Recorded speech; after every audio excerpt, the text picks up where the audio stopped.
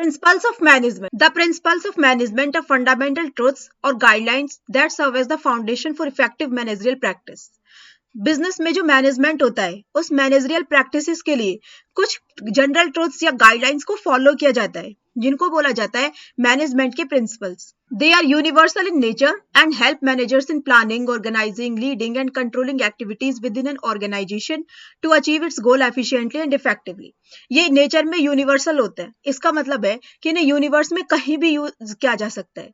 And help managers in planning, जो कि managers को हेल्प करते हैं ताकि वो अच्छे से बिजनेस के जो प्लान्स हैं उनको मैनेज कर सके, ऑर्गेनाइज कर सके, लीडिंग कर सके एंड एक्टिविटीज को कंट्रोल कर सके ताकि हम अपने गोल्स को अचीव कर सके एफिशिएंटली एंड इफेक्टिवली.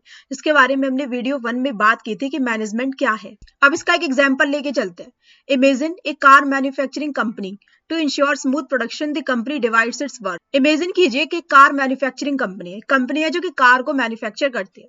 अपने स्मूथ प्रोडक्शन के लिए कंपनी ने क्या किया, अपने वर्क को डिवाइड कर दिया.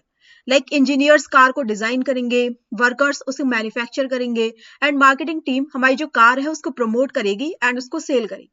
तो कार जो वर्क है उसको इस प्रकार से डिवाइड किया गया जो इस बात को इंश्योर करे कि each person specialises in their area of expertise. हर इंसान को ऐसा काम दिया गया है जिसमें वो एक्सपर्ट है. लाइक हमने मार्केटिंग का काम उन्हीं लोगों को दिया है जो उस काम में एक्सपर्ट है ताकि हमारी जो एफिशिएंसी है वो इंक्रीज हो जाए.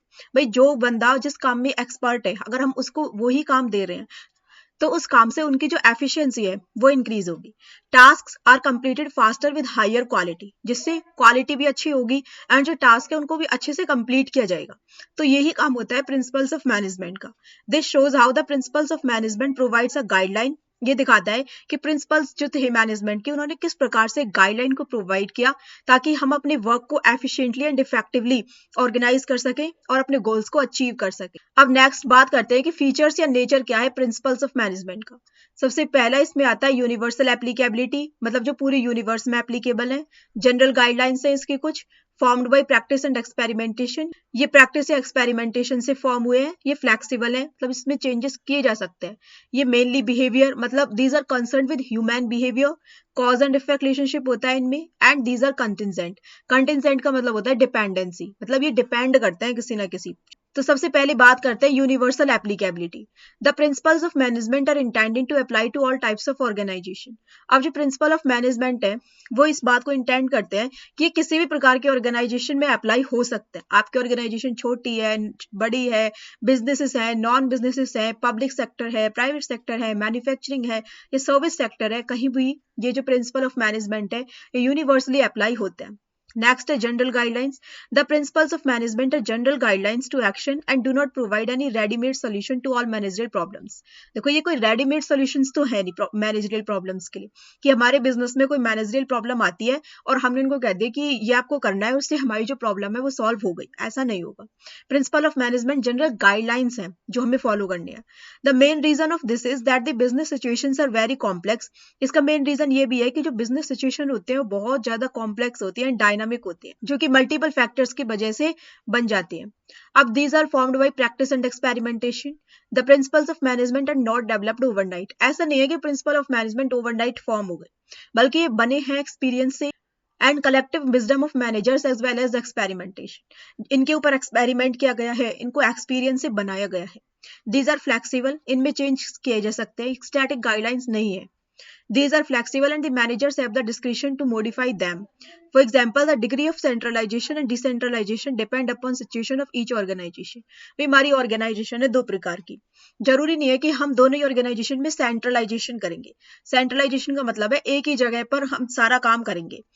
हो सकता है कि एक ऑर्गेनाइजेशन में हमें सेंट्रलाइजेशन करना पड़े, दूसरी ऑर्गेनाइजेशन में हमें डिसेंट्रलाइजेशन करना पड़े, मतलब काम को डिफरेंट तरीकों में बांटना पड़े. So the principles of management of working as different tools serving different purposes. जैसा हमारा पर्पस होगा उसी के अकॉर्डिंग हम इनमें काम करेंगे.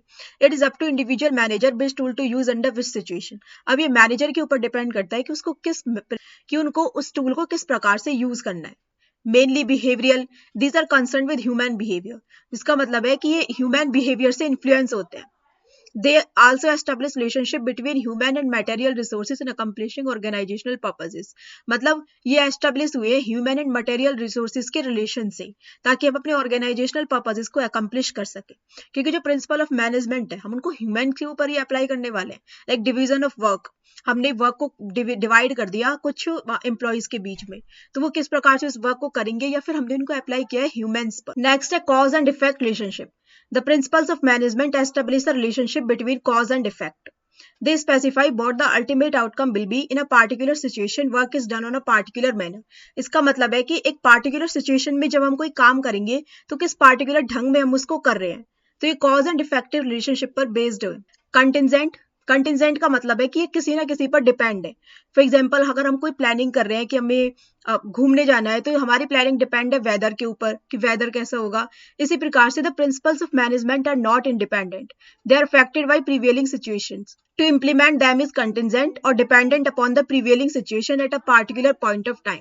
फॉर एग्जाम्पल वर्कर्स चाहते हैं कि उन्हें फेयर एंड जस्ट रेम्यूनरेशन मिले. इसका मतलब है कि जो उन्हें रेम्यूनरेशन दिया जा रहा है वो फेयर हो, जितना वो वर्क कर रहे हैं उनके अनुसार तो उन्हें रेम्यूनरेशन मिलना चाहिए. लेकिन जो जस्ट एंड फेयर रेम्यूनरेशन है कि क्या वो इस बात से डिसाइड होगा कि वो क्या काम कर रहे हैं, कैसे काम कर रहे हैं. ये इस बात से भी डिसाइड होगा कि उनका वर्कर्स जो है उनका कंट्रीब्यूशन क्या है. जो एम्प्लॉयर्स हैं जो पेमेंट करने वाले हैं एम्प्लॉयज की, उनकी पेइंग कैपेसिटी क्या है, प्रीवेलिंग वेजिंग रेट क्या चल रही है सिमिलर कैटेगरी ऑफ वर्कर्स की. अब बात करते हैं significance of principles of management. मतलब जो प्रिंसिपल्स ऑफ मैनेजमेंट है उनकी सिग्निफिकेंस या इंपॉर्टेंस क्या है. Providing managers with useful insights into reality. ये जो मैनेजर्स को यूजफुल इंसाइट्स प्रोवाइड करते हैं ताकि वो उन्हें रियलिटी में कन्वर्ट कर सकें. The principles of management make the manager aware about the manner in which he should act into real world situations so that he does not repeat the past mistakes and conserve time by solving recurring problems quickly. Principles of management जो हैं वो manager को इस बात से aware करते हैं कि उन्हें जो काम है वो रियल वर्ल्ड सिचुएशन में किस प्रकार से करना है ताकि वो पास्ट मिस्टेक्स को रिट्रीट ना करें एंड जो टाइम है वो भी बचे. In this way, management principles increase managerial efficiency. इससे जो managerial efficiency है वो increase होती है. For example, a retail manager uses principles of scientific management. एक जो retail manager है उसने scientific management के principles को use किया to analyze sales pattern, अपने sales pattern को analyze करने के लिए, peak hours को identify करने के लिए and allocate staff accordingly to ensure customer satisfaction. और customer satisfaction के लिए उसने staff को बहुत अच्छे से अलोकेट किया. मतलब कौन सा काम किसको करना है, परचेज डिपार्टमेंट को क्या काम करना है एक्सेट्रा. नेक्स्ट है optimum utilization of resources and effective administration. मतलब जो बिजनेस में जो रिसोर्सेज हैं ताकि उनका ऑप्टिमम यूटिलाइजेशन हो पाए and effective administration. Principles of management equip the managers to put the limited resources to optimum use. Principles of management managers को मतलब इस बात को वो इंश्योर करते हैं कि हमारे जो लिमिटेड रिसोर्सेज है लाइक ह्यूमन एंड मटेरियल वो हमारे पास लिमिटेड है, उनका ऑप्टिमम यूटिलाइजेशन किस प्रकार से कर सकते हैं. Principal of management make possible the effective administration through impersonalization of managerial conduct. These are free from personal prejudices and biases while taking decision. मतलब जब हम कभी भी कोई डिसीजन लेंगे तो वो उसमें बायसनेस नहीं होगी.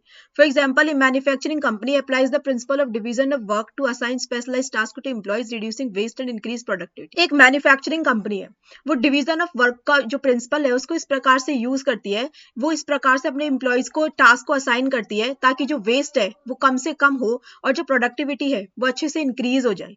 तो उसने क्या किया, उसने जो रिसोर्सेज थे उसका अच्छे तरीके से ऑप्टिमम यूटिलाइजेशन किया. अब ऑप्टिमम यूज होता क्या है? ऑप्टिमम यूज से हमारा मतलब है that the resources should be put to use in such a manner that they should give maximum benefit with minimum cost. Optimum use का मतलब है कि जब हम अपने रिसोर्सेज को यूज करें तब उनसे हमें मैक्सिमम बेनिफिट मिले और जो हमारी कॉस्ट है वो भी कम से कम आए. Next is scientific decision. Principles of management provide the necessary training to the managers so that they can take scientific or balanced decision. Principle of management सारी की सारी necessary training provide कर रहा है managers को ताकि वो scientific decisions ले सके. They help in thoughtful decision making and emphasize logic rather than blind faith. जो principles of जो management जो है वो डिसीजन मेकिंग के लिए थॉटफुल है एंड इस बात को वो एम्फोसाइज करते हैं कि हम वहां पर लॉजिक का यूज करें एंड किसी भी चीज पर हम ब्लाइंड फेथ ना करें. For example, a tag data based company uses data driven decision making and time motion studies to optimize software development processes and meet deadlines effectively.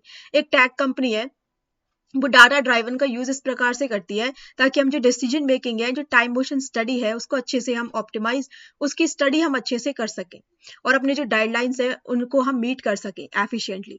अब इसके की नोट्स में दिया हुआ है, decisions must be based on fact. हम जो भी डिसीजन लेंगे वो फैक्ट्स के ऊपर बेस्ड होना चाहिए। They must be thoughtful and justifiable in terms of the intended purposes. They must be timely, ये टाइमली होने चाहिए, रियलिस्टिक होने चाहिए एंड मेजरमेंट एंड इवैल्यूएशन के सब्जेक्ट में होने चाहिए। Next, meeting changing environmental requirements. Principle of management help managers to meet changing requirement of the environment as they are flexible to adapt to dynamic business environment. Principle of management managers को इस बात को help करते हैं कि जब कभी भी हमारे environment में changes आएंगे तो वो उनके लिए flexible हो ताकि वो उनको easily adapt कर सकें. For example, a business adapts to e-commerce trends by training employees. जैसे कि e-commerce में बार बार में ट्रेंड्स आते रहते हैं, तो इससे हमारी क्या रिस्पॉन्सिबिलिटी बनती है कि हम अपने एम्प्लॉयज को जो ट्रेनिंग है डिजिटल मार्केटिंग में वो अच्छी से अच्छी दें, उन्हें एक ऑनलाइन प्लेटफॉर्म सेट करके दें and aligning with the principle of adaptability. Next है फुलफिलिंग सोशल रिस्पॉन्सिबिलिटीज। अब प्रिंसिपल ऑफ मैनेजमेंट इस बात में भी हेल्प करते हैं कि जो सोशल रिस्पॉन्सिबिलिटीज हैं, समाज के लिए जो हमारी रिस्पॉन्सिबिलिटीज बनती हैं वो भी फुलफिल होनी चाहिए। Help managers to fulfil their social responsibilities. Social responsibilities are the result of increased awareness of the public. In modern times, the interpretation of the principles also assumes newer and contemporary meanings with the change in time. लेकिन time के साथ इनकी जो interpretation है principles का, इनका मतलब भी बदल रहा है। A manufacturing firm reduces carbon emission by implementing eco friendly technologies. कोई एक मैन्युफैक्चरिंग फर्म है, वो टेक्नोलॉजीज, वो इको फ्रेंडली टेक्नोलॉजीज को यूज करने लगी है ताकि वो कार्बन को कम से कम यूज कर पाए, adhering to the principle of social responsibility, जो कि हमारी सोशल रिस्पॉन्सिबिलिटी बनती है। अब न्यू ईयर मीनिंग क्या है एग्जिस्टिंग प्रिंसिपल ऑफ मैनेजमेंट की? If one were to talk equity today, it does not apply to wages alone. हम बात कर रहे हैं, कोई बात कर रहा है इक्विटी के बारे में, तो उसका मतलब केवल और केवल वेजेस के बारे में नहीं है कि हमें wages he fair and just remuneration provide करना है, बल्कि ये इस बात को भी इंक्लूड करता है कि हम कस्टमर को भी वैल्यू दें, हम अपने एनवायरनमेंट की भी केयर करें एंड अपने बिजनेस बिहेवियर के साथ भी हम डीलिंग करके चलें।